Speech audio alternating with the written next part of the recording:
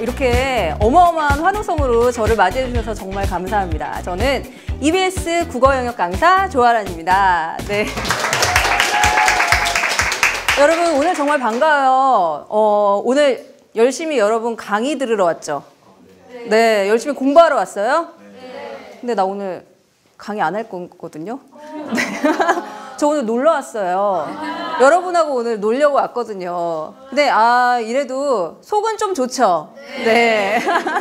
저 진짜 오늘 진짜 편하게 여러분하고 즐거운 시간 보내려고 왔고요. 그리고 마냥 진짜 막 아무것도 안 하고 놀기만 하고 그냥 가버리면 여러분 힘들게 여기까지 왔는데 너무 허무하잖아요. 그래서 놀긴 놀되 뭔가 얻어가는 그런 노는 시간을 오늘 우리가 가질 겁니다. 네, 저 믿으시고요. 저 믿죠? 네.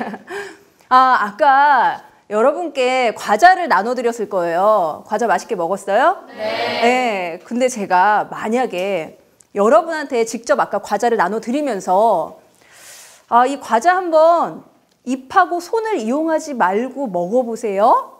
이러면 무슨 생각할 것 같아요? 지금 장난하나 지금 저 선생님께서 왜 저러지? 막 이런 생각할 것 같죠? 그렇죠? 자, 근데 제가 왜 지금 이렇게 좀 어이없어 보이는 얘기를 한 거냐면은 자, 우리가 지금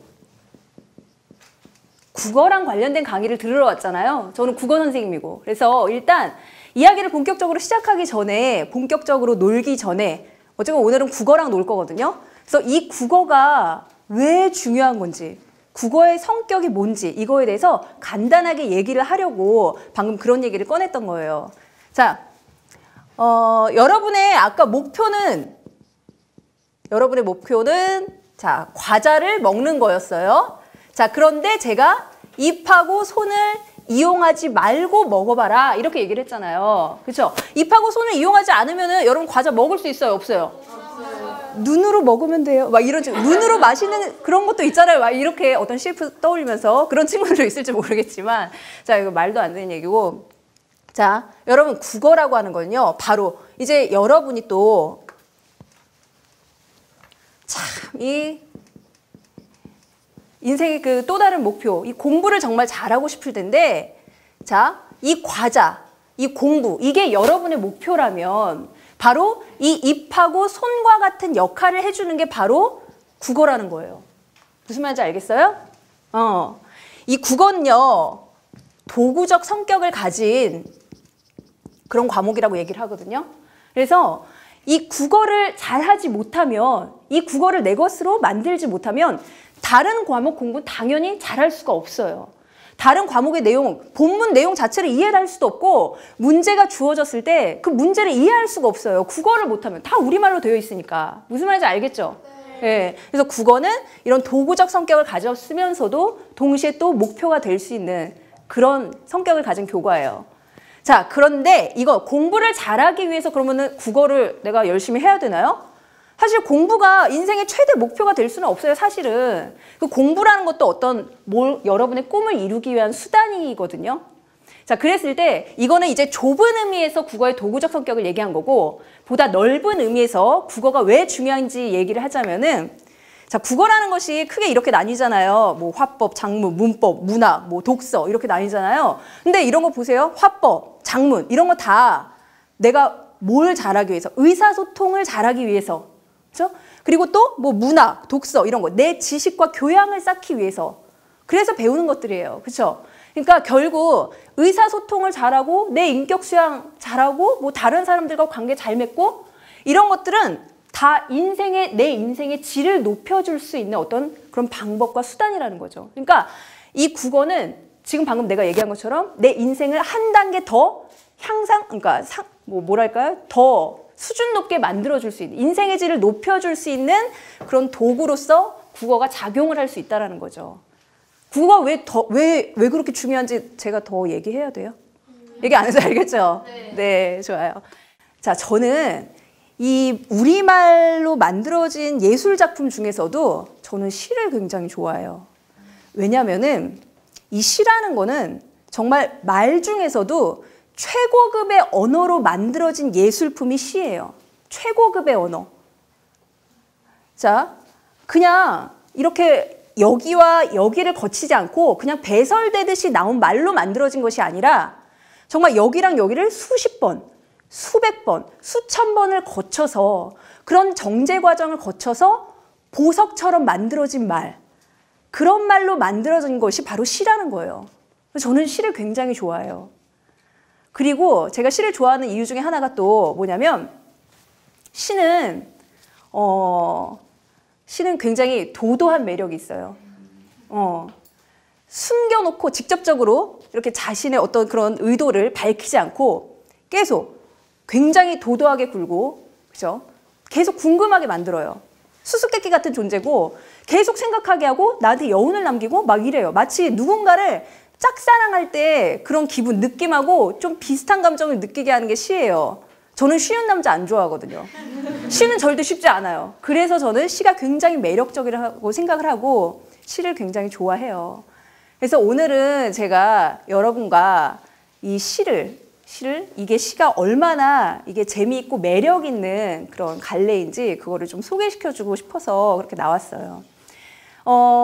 옛날 이야기 하나 할게요. 세종대왕님 다 아시죠? 네. 세종대왕님께서 이제 계시던 때 굉장히 유명한 그림이 있었대요. 그 그림이 어떤 그림이었냐면 할아버지가 손자에게 밥을 먹이는 그런 그림이었대요.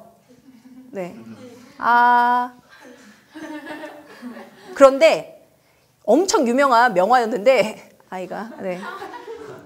명화였는데 이 세종대왕님이 이 그림을 딱 보시더니 이게 유명한 그림 맞느냐?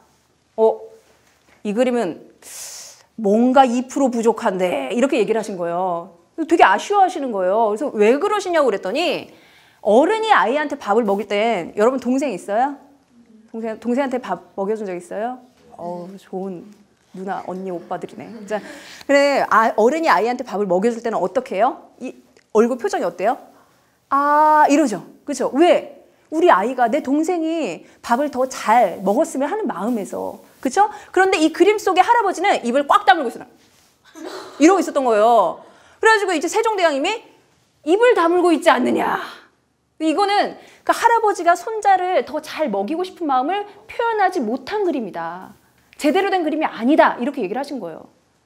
마음이 느껴지지 않는다.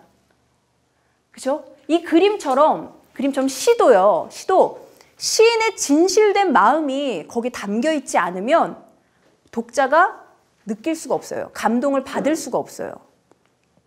좋은 시는요. 직접적으로 얘기하지 않고 독자로 하여금 스스로 깨닫게 해야 하고 그리고 진실된 마음이 느껴져야지 좋은 시예요. 네. 자, 그래서 제가 오늘 그런 직접적으로 얘기하지 않고 생각하게 하는 시, 여러분이 직접 깨닫게 하는 시, 심지어 반전까지 있어요.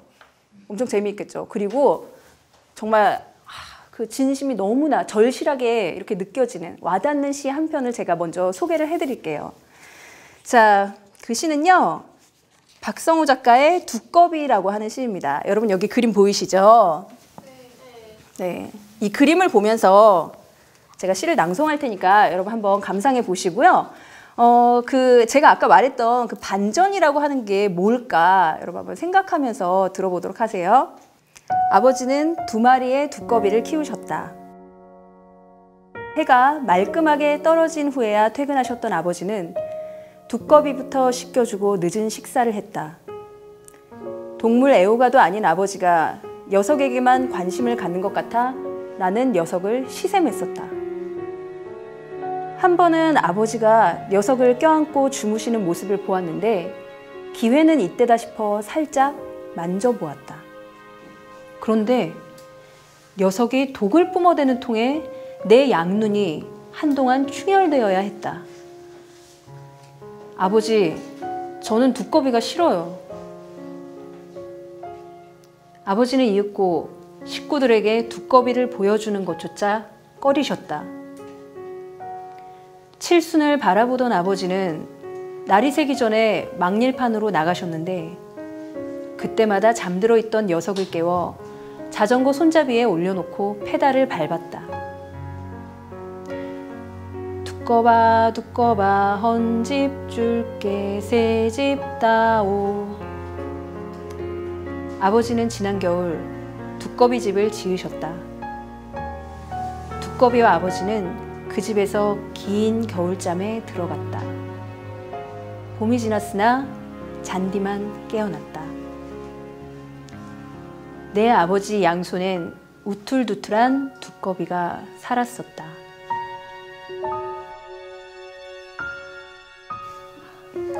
여러분, 진심이 느껴져요? 어떤 그 진실된 마음. 그 시인이 여러분에게, 우리들에게 전달하려고 했던 그 어떤 참된 마음이 여러분 느껴지나요? 그리고 반전이 뭔지 그것도 알았어요? 아직 잘 모르겠어요. 자, 이 작품은요, 그러니까 처음부터 그 아버지의 손에 있다는 그 두꺼비의 정체를 밝히지 않고 끝까지 숨기고 있다가 이제 마지막에서야 그 정체를 밝히고 있는, 그러니까 전체적으로 좀 은유적인 그런 비유적인 표현이 쓰인 작품이라고 할 수 있는데, 이 아버지 손에 살았던 두꺼비가 그 정체가 뭔지 혹시 눈치챈 친구? 혹시 그래요? 여기 이 친구 혹시 마이크 있어요? 뭐 같아요? 그 두꺼비의 정체가 뭐 같아요? 아버지 손등하고 손. 그렇지. 아버지의 손등과 손이 왜? 막일도 하시고 하면서 막일도 하시고 막 그러시느라 굉장히 거칠어진. 그렇지, 맞죠, 맞아요, 그죠? 막 그 엄청 이렇게 고달픈 일을 많이 하시다가 이렇게 손이 다 트시고 부르트시고 막 두꺼비 등처럼 막 우툴두툴하게 변해버려요. 아주 잘 알아차렸어요. 그리고 그 이제 중간에 보면은 그 아버지의 그 두꺼비를 시샘해서 내가 이렇게 밤에 아버지가 주무실 때 몰래 이렇게 아버지의 손을 이렇게 두꺼비를 봤다라는 그런 장면이 나오잖아요. 그때 두꺼비가 독을 쏘아대는 통에 내 눈이 한동안 시뻘겋게 충혈되어야 했다. 그거 무슨 말인 것 같아요? 마이크 좀. 그렇죠. 밤새 울었다? 그렇죠. 그 독때 실제로 우리 아버지가 손에서 막 독이 막 이러고 막 이래가지고 이래가지고 지금 뭐 눈이 아팠다 이런 게 아니라 그 아버지의 거친 손을 보고 그렇죠. 마음이 아파져서 안타까움에 서러움에 눈물을 막 흘린 거죠. 그렇죠. 우리 아버지가 이렇게 고생을 하시는구나 이런 마음에. 그렇죠. 그리고 이제 그 중간에 제가 그 참 노래를 불렀잖아요. 꾀꼬리 같은 목소리로 두꺼봐 헌집 줄게 새집 따오. 근데 여러분도 그 두꺼비 집 만드는 거 해본 적 있어요? 네. 근데 할 때 이렇게 모래를 막 모아가지고 이렇게 하면은 그 두꺼비 집 모양이 마치 무슨 모양 같아요? 무덤 모양 같죠? 그쵸. 아버지가 이렇게 그 무덤, 이렇게 두꺼비 집을 지었다라고 하는 것은 그쵸. 바로 아버지의 그 돌아가시는 상황, 그 아버지의 죽음을 의미하는 그런 장면이라고 보시면 돼요.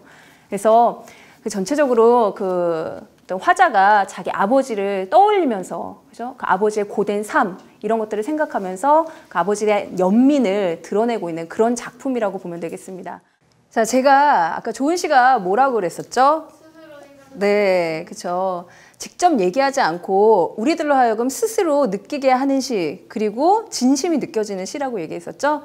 그래서 어떤 그런 대표적인 좋은 예가 돼주는 시를 한번 소개를 해드렸어요. 근데 여기까지만 또 해서는 시가 뭐 그렇게 정말 그렇게 우리하고 친밀하고 바로 우리 주변에 있고 우리랑 가까워질 수 있는 그런 대상인가? 아직 감이 안 오는 친구들이 있을 거예요. 시 하면은 일단 나랑은 다른 세계에 존재하는, 나랑은 내가 함부로 범접할 수 없는 그런 예술의 경지, 막 교과서에서는 내가 억지로 보는 막 이런 거라고 생각하는 친구들이 많거든요. 근데 시는 진짜 우리 주변에 있어요. 정말 여러분이 이렇게 평소와는 이제 좀 다른 시각으로 보는 연습, 또 천천히 보는 연습, 내 주변 그런 연습을 한다면 내 주변에 있는 모든 것들이 다 시가 될 수 있거든요. 얼마나 시가 우리랑 가깝게 있는지 제가 또 한 편의 시를 읽어줘 볼게요. 간단하게. 너도 날 좋아할 줄은 몰랐어. 어쩌면 좋아, 너무나 좋아. 지금 보시면 어쩌면 좋아, 너무나 좋아. 자, 비슷한 문장 구조의 반복이 보이죠. 대꾸법에 쓰이고, 대꾸법에 쓰면 뭐 운율감이 형성되고 의미가 강조된다 뭐 이런 거는 뻔하고, 꽃만 같아서 직유법. 꽃만 같아서 내 자신을 자꾸 꼬집어봐. 어떤 믿기지 않은 현실로 인해서 자신을 자해하는 그런 화자의 모습을 보이고요. 너무나 좋아. 다시 한번 반복하고 있죠. 자, 네가 날 혹시 안 좋아할까 봐 혼자 얼마나 애태운지 몰라. 이미 나의 사랑을 몰라줬을 때의 그 안타까움. 그렇죠? 그런데 네가 날 사랑한다니? 어머나 다시 한번 말해봐. 영탄법. 영탄법. 어머나. 텔미 테테테테 텔미. 그죠? 텔미 테테테테 텔미. AABA 구조 나타나잖아요. 그죠? 그리고 밑에 저기서 나를 사랑한다고 날 기다려왔다고 텔미 테테테테 텔미. 그죠? 그냥 후렴구예요. 후렴구. 이 부분이. 이 AABA 구조도 우리 시가 문학에 있어서 굉장히 그 자주 보이는 그죠? 어떤 의미를 또 강조해주고 그 반복을 함으로써 운율감을 형성하는 그런 대표적인 구조잖아요. 그래서 뭐 사러리 랐다 청산의 사러리 랐다 그죠? 해야 솟아라 맑게 씻은 얼굴 고운 해야 솟아라. 그리고 우리 감독님들 좋아하시는 노새 젊어서 노새 그죠? 보고 싶다 죽을 만큼 보고 싶다. 네, 죄송합니다. 여기서 이렇게 그런 소리가 날 줄 몰랐어요. 자, 아무튼 지금 제가 말을 하고자 하는 것은 이제 우리가 접하는 이런 대중가요들도 다 시라는 거예요. 어떻게 보면은 우리가 지금 막 이렇게 즐겁게 부르고 항상 듣는 이 가요들도 나중에 시간이 흐르고 나면은 우리 후손들의 교과서에 대한가요 막 이러고 우리 조상님들께서 이런 작품을 즐기셨구나 향유하셨구나 막 이러면서 막 텔미 테테테텔미 AABA 막 이러고 공부를 한다는 얘기예요. 그럴 수 있다는 거예요. 그러니까 시는 우리랑 멀리 있지 않고 굉장히 가깝게 있다라는 거. 그러면 자 이쯤에서 자 이제 제가 난도를 좀 높여볼게요. 우리 앞에서 봤던 이 두꺼비 같은 작품하고 뭐 이제 텔미 같은 작품은 사실 내용을 파악하는 게 그렇게 어렵지는 않은 시였어요. 근데 이제 우리가 이제 현대시를 보다 보면 현대시가 참 그 함축성 높은 작품들이 되게 많잖아요. 그죠? 그래서 진짜 많이 돌려서 얘기하고 있는 작품들. 그래서 이제 난도를 좀 높여서 제가 그런 작품을 하나 보려고 하는데요. 자, 굉장히 유명한 시예요. 제가 이 시를 갖고 온 건 또 이제 이번에 올해 2015 수능 특강에 이 작품이 나왔어요. 유명한 작품이죠. 제목은 다 들어봤죠? 국화 옆에서. 어떤 시예요, 이게? 나를 들여밟고 가실 때 뿌린다는 꽃이 국화꽃이었나 진달래꽃이었나 막 이런 제목은 들어봤는데 이 국화옆에서 막 이런 친구들 많은데 의외로 많아요. 근데 이 국화옆에서 내용을 한번 쭉 보세요, 여러분. 자, 소쩍새가 울고요. 천둥도 울고 누님이 막았어요. 그리고 난 막 잠도 안 오고요. 무슨 내용인지 알겠어요? 여러분? 뭐 소쩍새가 울고 천둥도 울고 그리고 누님이 뭐 그리움? 그 뭐 실연당했나 보다. 사랑하는 사람하고 이별해가지고 슬퍼하고 그래서 뭐 누님 이 세상에 남자가 뭐 하나뿐입니까? 제가 소개시켜 드릴게요. 그래서 내가 남자 찾느라 잠도 안 왔나 보다. 막 그런 내용 아닌가? 그렇죠? 이 작품이 굉장히 유명한 반면에 좀 친구들이 어려워하는 작품이에요. 무슨 말인지 잘 모르겠대요. 근데 저는 이럴 때 제가 사용하는 방법 중에 하나가 뭐냐면 그림을 그리는 거예요. 왜냐면 시도 사실은 하나의 이야기예요. 시도 하나의 이야기예요. 소설 같은 경우는 그 이야기를 그냥 쭉 풀어서 쓰잖아요. 그런데 시는 그 이야기를 이렇게 압축해서 보여주고 있는 것뿐이에요. 그러니까 압축해서 보여주다 보니까 생략도 많고 함축도 많고 그러다 보니까 좀 이제 어려운 건데 어쨌거나 하나의 이야기이고 그 속에는 이렇게 장면이 들어가 있어요. 근데 시는 이제 좀 길이 때문에 그렇게 많은 장면이 들어가 있지는 않고 끼케 이제 한두 장면 들어가 있어요. 그거를 이제 또 시적 상황이라고 얘기를 하거든요. 근데 제가 이제 그 시를 가르쳐 줄 때 특히 이런 시가 딱 등장을 하면은 저는 그 시 속에 담긴 장면을 제가 그림으로 보여줘요. 제가 이제 또 저의 어떤 잡기 중에 하나가 제가 한때는 또 이제 고등학생 때까지는 이제 만화가가 꿈이었는데 근데 혹시 제 강의를 보면서 제 만화 실력을 본 친구들은 알겠지만 조아람 선생님이 왜 만화가를 그만두는지 알겠다 막 이런 느낌 받고 막 그랬을 거예요. 근데 아무튼 제가 능력의 한계 때문에 만화가의 꿈을 이루지는 못했고요. 그래서 이제 그 수업을 할 때 가능한 이제 그걸 많이 활용하는 편인데 제가 이거를 보여드릴게요. 어떤 식으로 그림으로 나타내는지. 그리고 기회가 되면 여러분도 한번 시도를 해보라고 얘기하고 싶은데 일단 제가 먼저 시범을 보일게요. 자, 제가 그림을 그리는 동안 사실 너무 썰렁하잖아요. 그렇죠? 그래서 이제 좀 목소리 예쁜 친구가 이렇게 좀 낭송, 카메라로 안 잡을 거예요. 얼굴 안 잡을 거니까 걱정하지 말고 자, 시를 천천히 우리 한번 친구들한테 낭송을 해줄 수 있는 친구 있으면 제가 좀 부탁 좀 할게요. 국화 옆에서 서정주 한 송이의 국화꽃을 피우기 위해 자, 조금만 천천히 네, 조금만 천천히 부탁할게요. 피우기 위해 봄부터 소쩍새는 그렇게 울었나 보다. 한 송이의 국화꽃을 피우기 위해 천둥은 먹구름 속에서 또 그렇게 울었나 보다.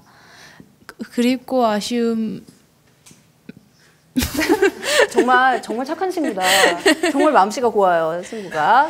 자, 그립고 좋아요. 아쉬움에 가슴 졸이던 먼 젊음의 뒤안길에서 이제는 돌아와 거울 앞에선 내 누님같이 생긴 꽃이여. 노란 내 꽃잎이 피려고 간밤엔 무서리가 저리 내리고 내게는 잠도 오지 않았나 보다. 좋아요. 자, 다 그렸어요, 이제. 걱정하지 마세요. 무서리요. 자, 여러분 이 시의 시적 상황이 이거예요. 자, 이제 보도록 할게요. 한 송이의 국화꽃을 피우기 위해 자, 봄부터 소쩍새는 그렇게 울었나 보다. 여러분 소쩍새 나오는 시 많이 봤죠? 자규라고도 하고 접동새라고도 하고 귀촉도라고 하기도 하고. 근데 소쩍새 나올 때 보통은 소쩍새는 어떤 그 화자의 정서를 표현해요? 주로 한, 그래, 어우 공부 좀 열심히 한 친구네. 한, 막 서러움, 슬픔 이런 정서. 그러니까 소쩍새가 운다는 거는 이거 소쩍 이게 아니에요. 소쩍 이거예요. 이거 알겠죠? 소쩍새가 운다는 거는. 그러니까 소쩍새가 그렇게 울었다라는 거는 그렇게 좋은 상황이 아니에요. 긍정적인 상황이 아니고. 자, 이연으로 넘어가면 또 누가 울어요? 천둥이 막 우르릉 쾅쾅쾅 막 울고 있는 거예요, 지금. 천둥 칠 때 날씨 좋아요? 안 좋죠? 막 껌껌하고 막, 그죠? 우울하죠? 막 암울하고 막 우울하고. 이것도 그러니까 좋은 상황이 아니에요. 긍정적인 상황이 아니라는 거죠. 여기까지는 이 정도는 뭐 시 보면은 느낌 오죠? 그죠? 자, 그 다음에 그립고 아쉬움에 가슴 조이던, 이제 여기가 이제 하이라이트예요. 그립고 아쉬움에 가슴 조이던 먼 젊음의 뒤안길에서. 자, 여기서 보면은 이제 친구들이 그립다 이런 말 때문에 좀 헷갈려 해요. 아, 그러면 그립다라는 것은 보통 연인을 그리워할 때 많이 쓰는 말이잖아. 근데 여기서는 그게 아니에요. 젊음의 뒤안길, 가슴을 조이던은 시제가 과거예요, 현재예요, 미래예요? 과거죠. 가슴이 조이던 젊음의 뒤안길에서. 그러면은 이 젊음의 뒤안길이라는 것은 뒤뜰로 난 길이에요. 근데 젊음의 뒤안길에 있어요? 아니면 누님이 돌아왔어요? 돌아왔어요. 그러니까 이 젊음의 뒤안길이라고 하는 것은 이 젊었던 시절을 얘기하는 거예요. 누나가 젊었던 시절. 근데 그 젊음의 시절에서 돌아왔다는 것은 누나가 회춘했어 이거네. 나보다 어려졌어. 막 이거 뭐 어디서 시술을 받았지? 막 이게 아니라 자, 젊음의 뒤안길에서 돌아왔다면 더 이상 젊다 안 젊다? 안 젊다. 더 이상 젊지 않고. 자, 그리고 보세요. 이 그립고 아쉬움에 가슴 조이던 이 말이 지금 뭘 꾸미고 있어요? 언제 그립고 아쉬움에 가슴을 조였대요? 젊었을 때. 그렇죠. 젊었을 때 그립고 아쉽고 막 이랬다는 거예요. 아유, 글씨 정말 예술이죠?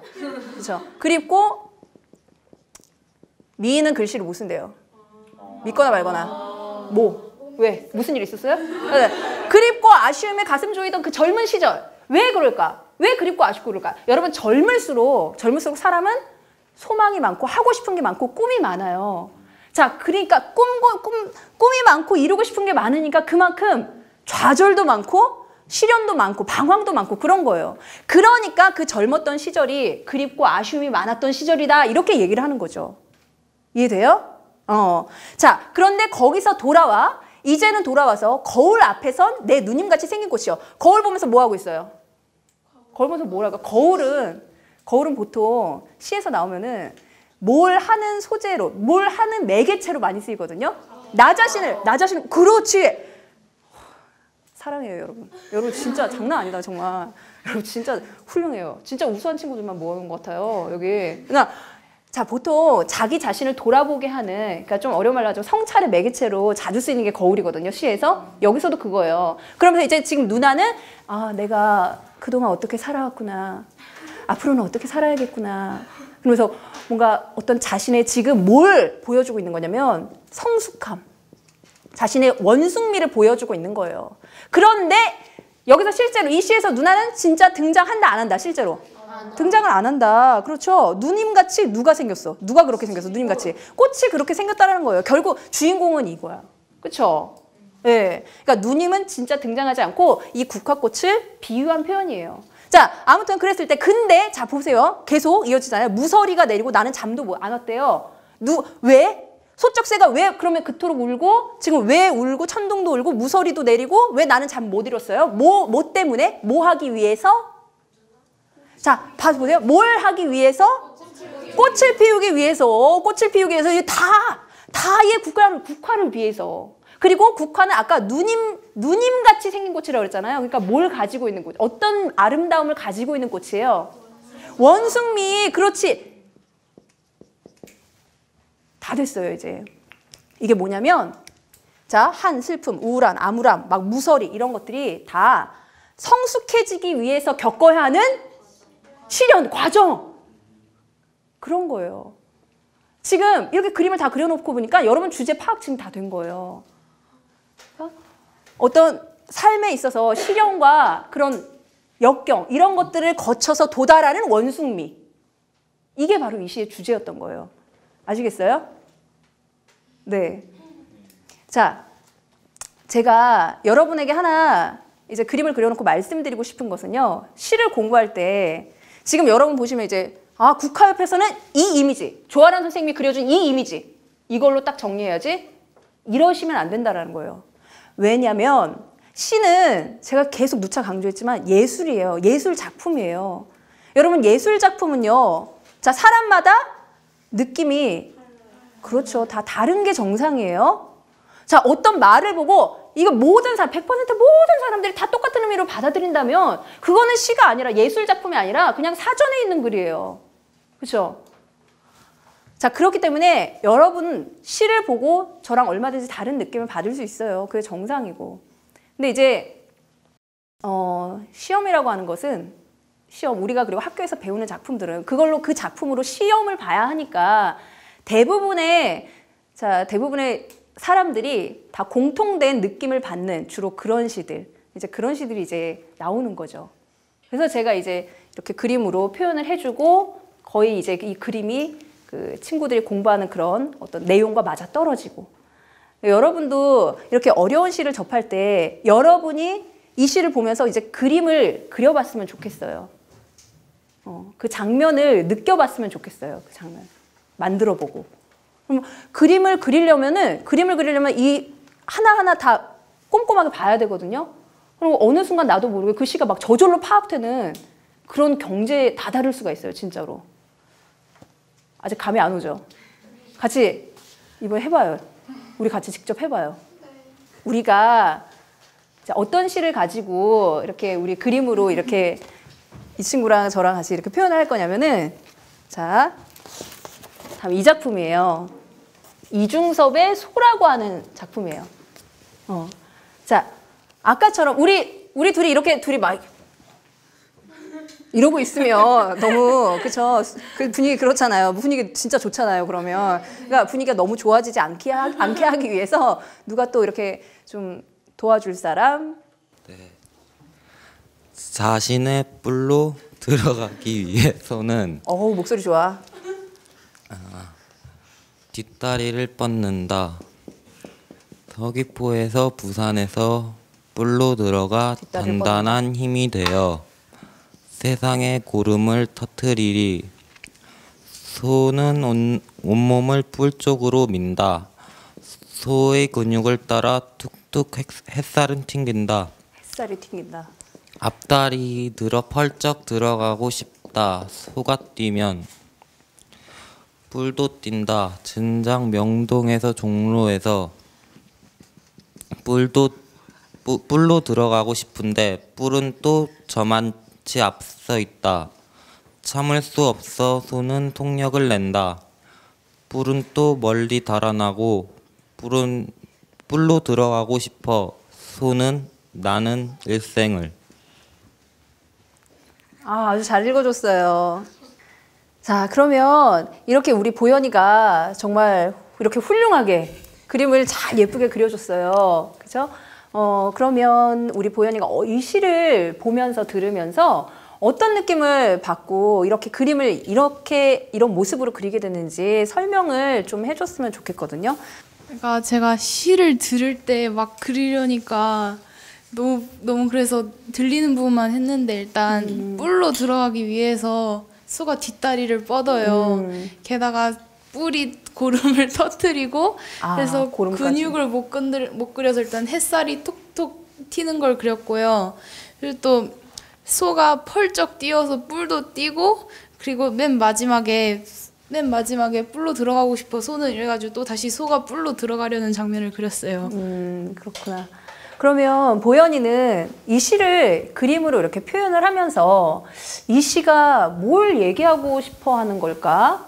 이 화자가, 시인이 이 시를 통해서 독자들한테 무슨 얘기를 하고 싶었던 걸까? 이런 어떤 생각을 했어요? 주제가 뭐라고 생각했어요?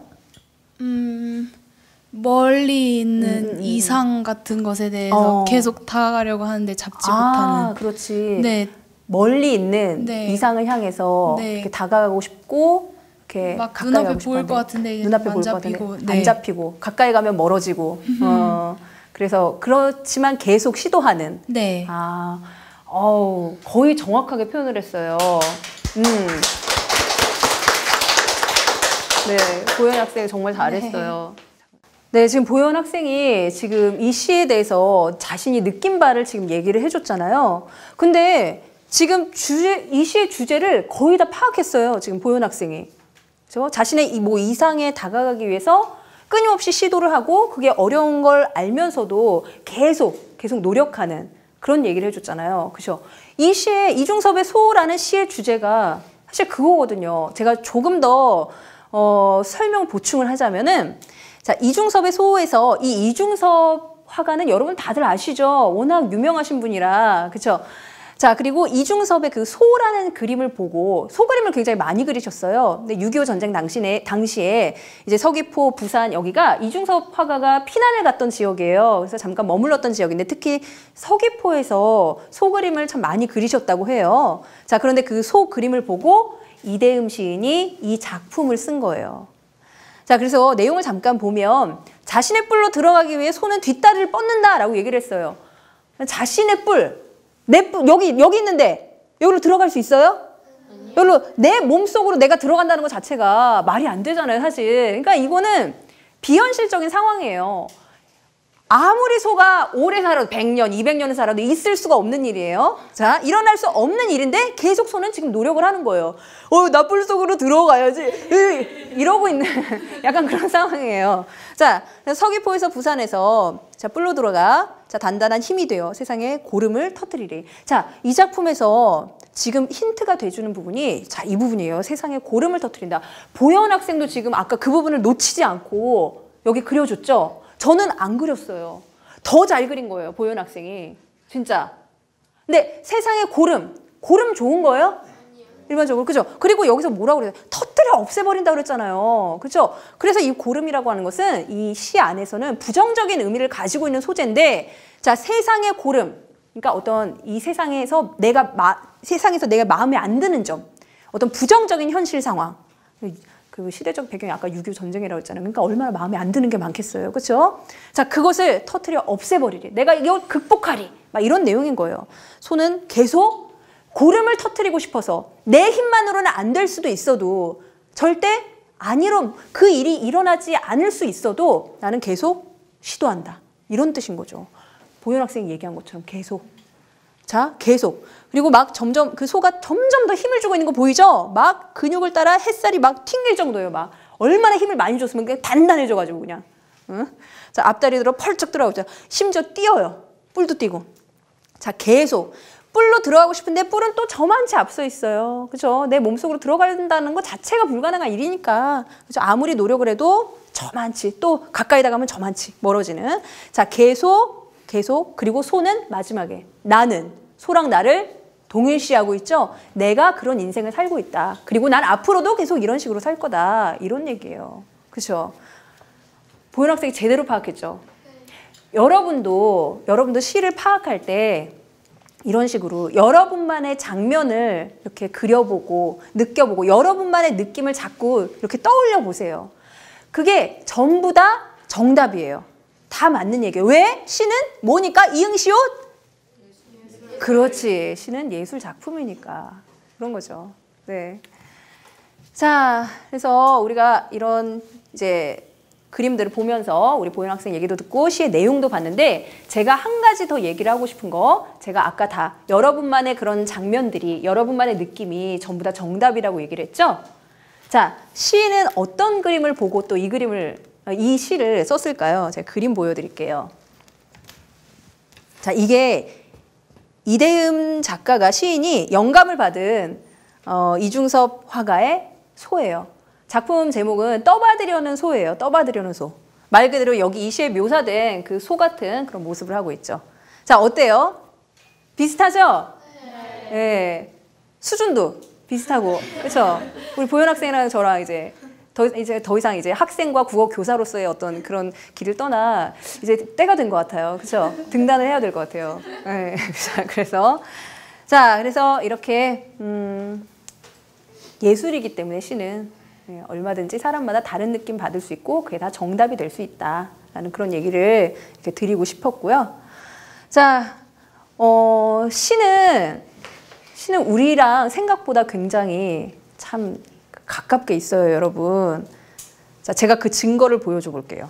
여러분 왼쪽 손 있죠? 왼쪽 손을 한번 이렇게 들어보시고 손바닥을 보세요. 손바닥 이렇게 보세요, 이렇게. 세워서 보지 말고 이렇게 눕혀서. 거기 보면 뭐라고 써져 있어요? 시라고 써져 있어요. 보여요? 그렇죠? 네, 이렇게 시는 우리와 가깝게 있습니다. 네, 시는 정말 매력적인 갈래예요. 정말 우리랑 가깝게 있고 계속 제가 누차 강조를 했지만 여러분이 이 시라는 갈래를 어렵게 생각하지 말고 이렇게 여러분 주변에 있는 그 사물들을 다른 시각으로 보는 연습을 하시고 한번 천천히 한번 들여다보시고 관심을 갖고 이렇게 보기 시작한다면, 그래서 아까 아버지의 손, 오늘 집에 가셔서 여러분 아버지의 손, 어머니의 손 한번 보세요. 그리고 이렇게 주변에 내가 혹시 애완동물 키우고 있다면 그럼 애완동물도 한번 보시고, 네, 한번 그 길가에 이렇게 있는 그런 잡초, 풀, 정말 평소에는 이렇게 주의 깊게 보지 않았던 그런 것들도 한번 이렇게 눈여겨 보시고 그러시면 여러분 그 주변에 있는 사물들이 전부 다 시로 이렇게 다가오는 것을 여러분 느끼실 수 있을 거예요. 오늘 우리 같이 이렇게 얘기 나눈 거 여러분 어떠셨는지 모르겠어요. 제가 의도한 바가 여러분에게 제대로 잘 전달됐는지 모르겠어요. 네네, 어떠세요? 좋았어요. 네, 좋았어요? 시에 대해서 뭔가 이전과는 좀 다른 느낌을 받게 됐나요? 좀 더 친밀감을 느끼게 됐어요? 네. 아, 그러면 정말 저는 그것으로 정말 충분합니다. 자, 그래서 제가 오늘 배운 내용과 관련해서 좀 여러분의 그 소감이나 또는 궁금한 거, 시와 관련해서 또는 시 공부와 관련해서 이런 것들 좀 질문을 한번 받아보고 싶거든요. 혹시 그 내가 오늘 이 시간을 통해서 좀 느낀 걸 얘기하고 싶다거나 더 선생님한테 대답을 듣고 싶은 거, 답변 듣고 싶은 거 이런 거 있는 친구 있어요? 그 시를 그린다는 자체도 좀 색다르게 다가오고 시를 그린다는 것 자체도 색다르게 다가오고 그리고 또 좀 이렇게 활용하면은 공부할 때도 도움 많이 될 것 같아요. 아, 이렇게 활용하면 공부할 때도 도움이 될 것 같다. 질문이 있는데 좀 벗어날 수도 있는데 현대시 같은 거는 좀 읽으면 파악을 할 수 있는데 고전시나 그런 좀 내용이 좀 어려운 고전시. 거는 그림을 그려서 하긴 좀 힘들지 않나 해서 좀 더 그 고전시 같은 거에 도움되는 게 있을까 해서. 아, 고전시를 공부할 때 뭔가 좀 도움이 될 수 있는 팁 같은 거 없을까 해서. 아주 좋은 질문이에요. 그리고 제가 굉장히 친구들한테 많이 받는 질문이기도 해요. 지금 재영이 몇 학년이에요? 고등학교 2학년. 2학년, 네. 2학년, 이제 2학년 막 됐죠? 그러니까 아직 2학년이면 사실 고등학교 생활에서 어떤 절반에 아직 안 왔잖아요. 네, 절반도 아직 안 온 상황인데 그러면은 사실 지금은 고전 시가가 어려운 게 맞아요. 왜냐면 사실 제가 오늘 현대시를 가지고 온 이유는요. 국어 공부를 많이 할수록 그리고 학년이 올라갈수록 사실 고전시보다 현대시가 더 어려워요. 왜냐하면 고전시는 사실 좀 시간을 들여서 좀 공부를 하면 할수록 굉장히 쉬운 부분이 고전시예요. 고전시는 왜 친구들이 어려워하냐면은 일단 한자 많고 옛날 말이 많고 그래서 어려워하잖아요. 근데 요즘은 그 한자 어려운 거 있잖아요. 그 밑에 거의 각주 같은 걸 달아서 뜻풀이를 다 해줘요. 그 다음에 옛날 말은 고전시 한 몇 작품, 그러니까 아주 유명한 가사 작품 있잖아요. 훌륭한 가사 작품들, 뭐 삼위인곡, 송미인곡, 관동별곡, 뭐 누항사, 뭐 이런 거 있잖아요. 이런 작품, 유명한 작품들 몇 작품만 갖다 놓고, 그러니까 영어 공부할 때 여러분 밑에 막 뜻풀이 하잖아요. 막 뜻풀이 쓰고 그렇게 공부 몇 작품만 하면은 여기 이 작품에서 나왔던 말이 이 작품에서 나오고 저 작품에서도 나오고 똑같이 그 옛날 말이 똑같은 뜻으로 계속 나와요. 그리고 고전 시간 주제가 사실 굉장히 한정적이에요. 막 유교적인 내용, 막 충성하자, 효도하자, 막 이런 거, 막 형제간에 우애 있게 지내자, 자연이 좋아, 난 자연에서 만족스럽게 살고 있어, 막 이런 거 있잖아요. 남녀간에 또 뭐 사랑 얘기, 그러니까 여기에서 벗어나질 않아요. 그러니까 공부를 하면 할수록 되게 좀 뻔하고 그리고 돌려서 얘기를 하지 않아요. 잘 고전 시간에 좀 거의 직설적이에요. 근데 현대시는 훨씬 더 함축적이고 돌려서 얘기하고 이래서 보통 여기에서 이런 뜻으로 쓰였다. 그럼 현대시에서 다른 작품에서는 그 뜻으로 안 쓰여요. 잘. 근데 고전 시간은 여기에서 이 뜻으로 쓰인 단어가 이 작품에서도 그런 뜻으로 쓰이고 막 그런다는 거죠. 그래서 조금만 공부를 지금 이런 모습으로 공부를 좀 더 하면 아주 쉽게 느낄 수 있을 거예요. 또 우리 보연이, 우리 화가 보연이. 제가 이제 막 고1 고등학교를 입학해서 지금 시를 어떻게 공부해야 될지 모르겠거든요. 혹시 시를 공부하는데 그 추천해 주실 EBS 교재나 그런 건 있나요? 시를 공부할 때 추천해 줄 만한 EBS 교재들이요. 사실 시를 특화시켜 놓은 교재는 고2 대상으로 해서는 시만 그런 교재는 없고 일단은 근데 모든 교재들이 중간에 시들을 다루고 있어요. 그래서 그 좋은 작품들을 엄선해서 실어놓고 또 그 우리 교과서에 나오는 여러분들 교과서 또 되게 많잖아요. 11종. 그래서 그 교과서에 나오는 시 작품들 다 이렇게 총망라해서 이렇게 딱 또 모아놓고 거기에 굉장히 우수한 양질의 문제들을 같이 실어놨거든요. 그러니까 보연이가 보고 싶은 책 골라서 보시면 돼요. 다 훌륭한 교재들이에요. 네. 시들이 거의 비슷한 비중으로 또 실려 있어요. 시가 함축적인 의미를 많이 담고 있는데 그 함축적인 의미 속에서 각자가 가치관에 의해서 혹은 살아온 환경이 달라서 이렇게 이해하는 방법이 다를 수도 있는데 그 방법이 이제 모의고사나 수능에서 봤을 때는 표준적인 것을 보고 그것에 대해서 답을 낸다고 하셨는데 그럼 그것을 이해 못하는 사람들은 수능이나 모의고사에 맞지 않는 사람들인가요? 네, 정말 그 질문도 그 많은 친구들이 그 국어 선생님인 저한테 이렇게 많이 물어봤던 그런 질문인데요.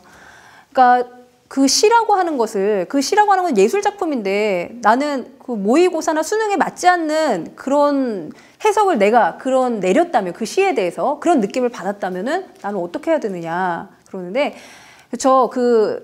그게 제가 시는 예술 작품이라 누구나 다 다른 해석을 내릴 수 있다라고 했잖아요. 그게 역시 그에 대한 답이 될 수가 있어요. 뭐냐면 일단은 우리가 수능이나 모의고사를 보기 위해서는 그 시에 대해서 대부분의 사람들이 갖는 그 관점, 그렇죠? 그거를 또 이해할 수 있는 능력도 되게 필요해요.